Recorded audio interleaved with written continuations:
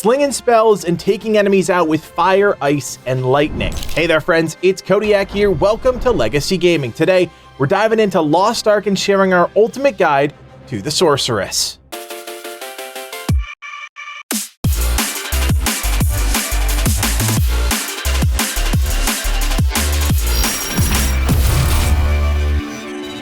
This is our first of hopefully many class guides for Lost Ark. Our goal is to give you as much insight about a class as we can and help you figure out if it's the right class for you to main.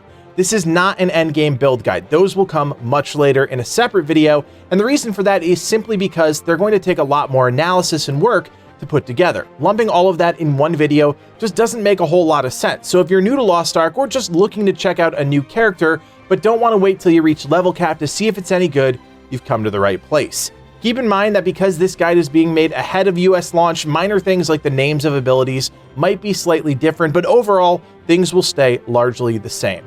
So let's start at the top. Why play the Sorceress? Well, the Sorceress is your classic mage that uses fire, ice, and lightning abilities in combination to deal insane AoE damage. In fact, most of the abilities we're going to take for builds are built to do the most amount of damage to the most amount of targets. That's where the Sorceress thrives. Of course, she's a mage, and as with most magic users, she's not the most tanky, but that's by design. Many of her abilities have additional utilities that disrupt enemy movement, either at a base level or via a tripod, and that helps you keep your distance from said foes. Additionally, the Sorceress has some on-demand mobility in the form of a blink. This does require the use of some of your arcane energy to class-specific resource, but in conjunction with your dash, it can be a great ace up your sleeve when in a pinch, especially for more casual players who aren't looking to min-max. If you're someone that's longed to play a mage, a true magic user that actually looks and feels like you have the power of the elements at your beck and call, then the Sorceress is for you. Building out a character really comes down to two things: having a mobbing build, one where you focus on dealing damage to many small enemies, and a boss build, where you focus on dealing damage to one larger enemy. Instead of going through each ability individually, we're going to focus on the builds themselves, as that's ultimately going to be more valuable for you as a player. The mobbing build we're about to talk about could also be considered viable for leveling, so keep that in mind if you're picking up the Sorceress for the first time. When it comes to mobbing, the Sorceress has a ton of tools at her disposal, but there are a few abilities that really stand out as essential when approaching this type of content. Hands down, the single most effective standard ability the Sorceress has access to is Lightning Bolt. After a brief cast and delay, a giant bolt of lightning comes down, dealing incredibly high damage to everything in a large AoE. While the ability is being cast, the player also has stagger immunity. For tripods, I recommend Damage Area, Energized, and Arcane Secret. The goal here is to deal as much damage in as large an area as possible, and by taking those three tripods, you're getting more surface area coverage and additional raw damage increases that make this spell an absolute must-have. In the same vein is Meteorite. This ability has a relatively long cast and cooldown time, but of all the Sorceress standard abilities, it deals the most damage. Much like Lightning Bolt, the spell is cast, and then after a brief delay, a large meteorite comes crashing to the ground. While casting, the Sorceress does have stagger immunity, but Meteorite has the added bonus of being a destruction spell capable of breaking shields. For tripods, I recommend Burn, Asteroid, and Arcane Secret. Because we don't have the ability to widen the AoE area for this particular ability, the focus is on increasing the damage as much as possible. Meteorite isn't considered a leveling spell since it's unlocked after you reach level cap, but it's definitely a must-have for any sort of mobbing build once you start doing chaos dungeons and other content that requires this type of build. While it doesn't deal quite as much damage as the previous two spells, Flames of Ephirion is another great choice for dealing AoE damage. The spell is instantly cast, but there is a small delay between activating the spell and the effect. When it does happen, a large jet of fire shoots out of the ground and deals decent damage to the enemies in the AoE. This ability also has a destruction property. For tripods, I take Burn, Hot Coals, and Swift Flame. These three tripods work well together because of the increased damage and lingering effects Hot Coals adds to the spell. While most people choose Inferno for their third tripod, the shorter delay of the spell is more valuable in my mind, making it easier to anticipate hitting enemies that are moving. Another essential AoE spell is Alloy Element, and some may find this to be an interesting pick, but with the right tripods, it's an absolute required spell. This time, let's start with the tripods because they fundamentally change the nature of the ability. For mobbing, I take Quickly Prepare, Reinforced Formula, and Perfect Crystal. It's really that last one I want to focus on because it transforms the spell, removing the stepping process and immediately creating the crystal in the last stage.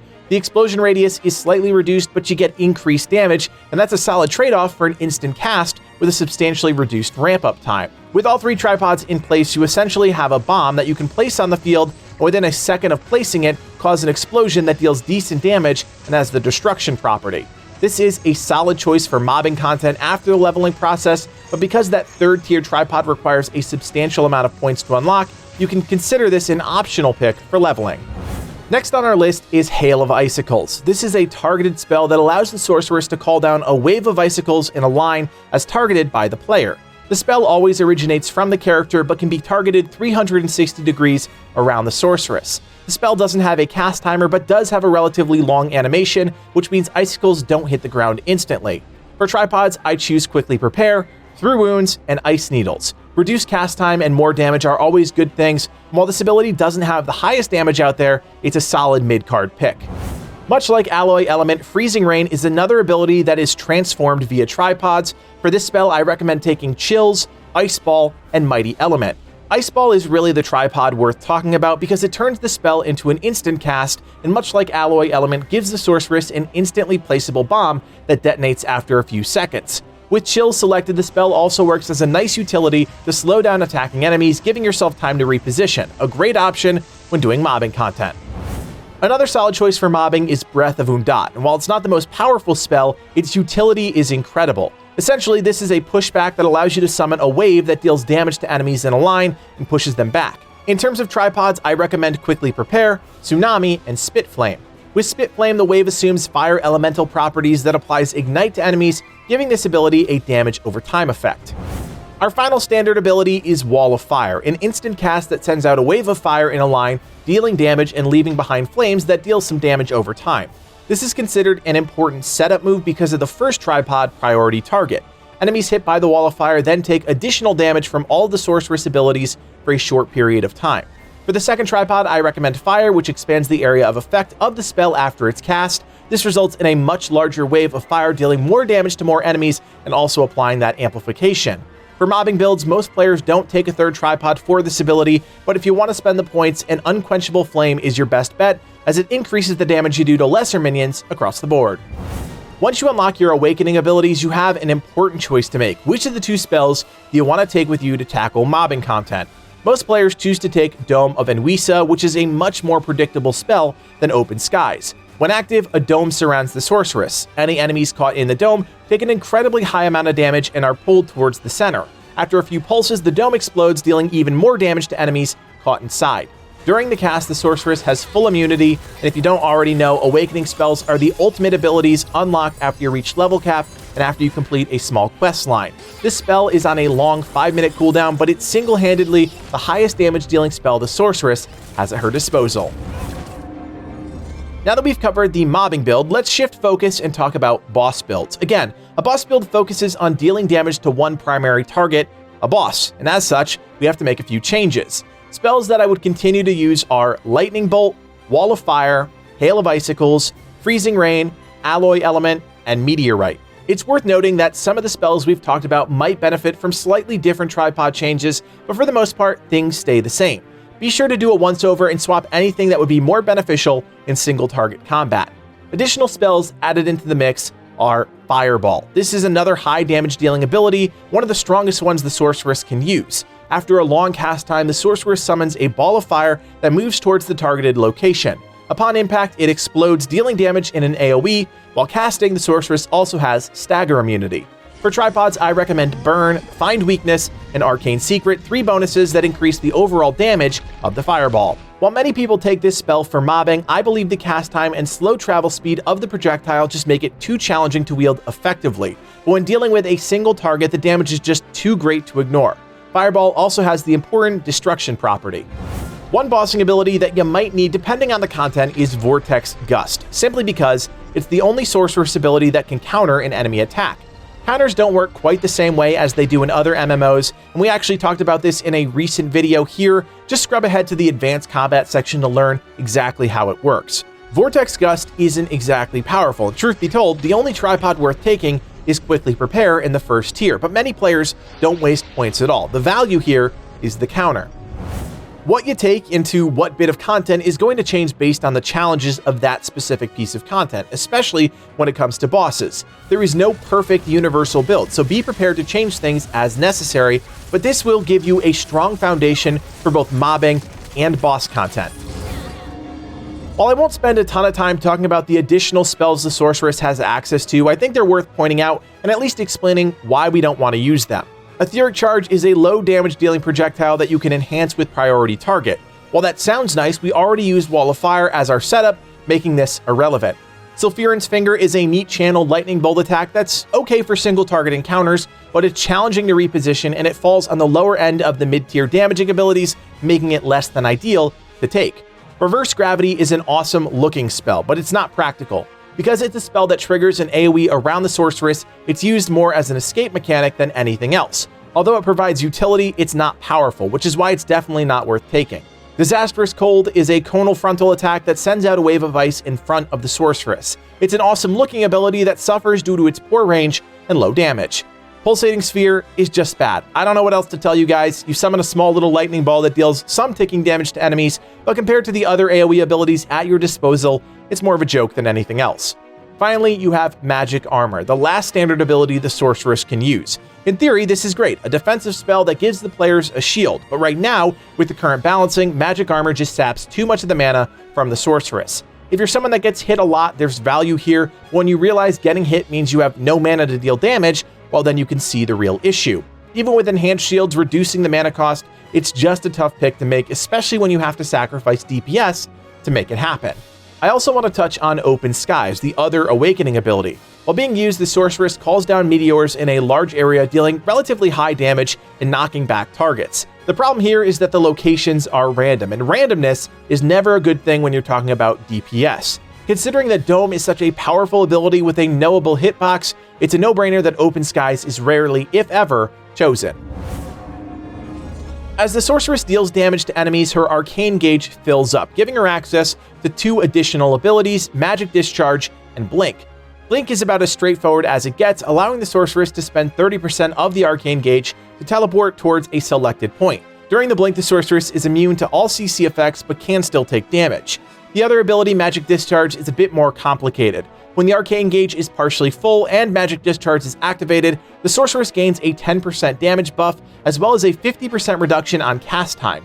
This is huge when you consider things like Fireball and Meteorite have long cast times. When activated, the arcane gauge starts to deplete and the effect wears off once the gauge is depleted in full or the ability is triggered again. When the arcane gauge is full and the ability is activated, the buffs become even better. The sorceress gains 20% increased damage, still has a 50% reduction on cast times, has a 25% reduction on active cooldowns, and gets a 1 level increase to destruction for fire spells and stagger for lightning spells. There are a few tripods you can take for certain abilities that increase the speed the arcane gauge fills, if that's something you want to explore. The two abilities are Hail of Icicles and Freezing Rain, both with level 1 tripods that can be used. Your identity skills are an essential tool for the sorceress. Blink provides the player with the only mobility in the entire toolkit, but because of its relatively low cost, it can be a great option to reposition or escape a deadly situation. Magic Discharge is crucial to maximizing your DPS rotation. Because there are two forms of this spell, it's important to realize the slight differences between the two. Getting comfortable with the sorceress takes a little bit of practice, specifically because you have a combination of high damage, high cast time spells, and lower damage, instant cast spells. The first goal should always be to keep up your damage amplifier buff, applied by using Wall of Fire.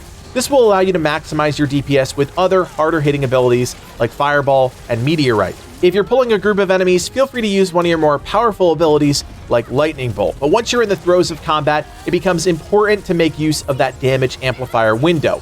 The goal should be to always keep that up on your primary target, namely any elites or bosses you're facing. Because of the lingering effects of Wall of Fire, you have ample time to fire off your entire salvo of abilities within that amplification window. If you're going to use a fully loaded Magic Discharge, be sure to have as many abilities on cooldown as possible to take advantage of that instant cooldown reduction. If all of your abilities are available and you use Magic Discharge with a full arcane gauge, you completely miss out on that specific effect. I should also note that the damage increase from magic discharge happens once the spells hit the target and doesn't take into consideration when you activate the ability, so if you're casting a spell and your arcane bar depletes while casting, the spell will not have that damage amplification. Best to make sure those big spells land within the window. Ultimately, there's not a lot of deep synergy between all of the different abilities. Your number one priority is making sure the damage amplifier stays up at all times. Outside of that, use your abilities on cooldown and don't sit idle with a full arcane gauge. You're just wasting additional DPS at that point. The Sorceress is easily one of the most fun and accessible classes to play in Lost Ark, and as I've said in the intro, the beautiful animations truly make you feel like you have complete control over the elements. If you're someone that likes the classic mage archetype, you're really going to enjoy this class, and as you progress deeper into tiers 2 and 3, things get really interesting with the introduction of engravings and gems, and just further add to the overall fun with the Sorceress. And speaking of which, I want to take a second to say that there is no end-all be-all when it comes to building out a character. Because of the sheer scope of the content and the constantly changing challenges, it's impossible to say what a meta build would be on any one given character or class, because things are always going to vary based on the content. With that in mind, I encourage you to try out the class as we just outlined. I think it will set you on the right path for enjoying the character, but don't be afraid to change things up. You may find that you enjoy the class that much more because you built it your own way. Regardless of what class you play, I want to invite you all to join the Legacy Gaming Guild on day one. Our Discord has skyrocketed in the last few days, and we've already got over 300 members ready and raring to go on day one. You can check out the link in the description to join up and learn more. If you've been following along with our Lost Ark coverage, then you already know we've got a whole lineup of content ready to go, so be sure to like this video and subscribe if you want to support the channel and help other people find our content. Finally, if you like everything we're doing here at Legacy Gaming and you want to support the channel even more, you can do so by becoming a member. For just a couple bucks, you're helping us achieve our dreams of making YouTube a full-time passion. My name is Codiak, and from everyone here at Legacy Gaming, thanks for watching, and play on.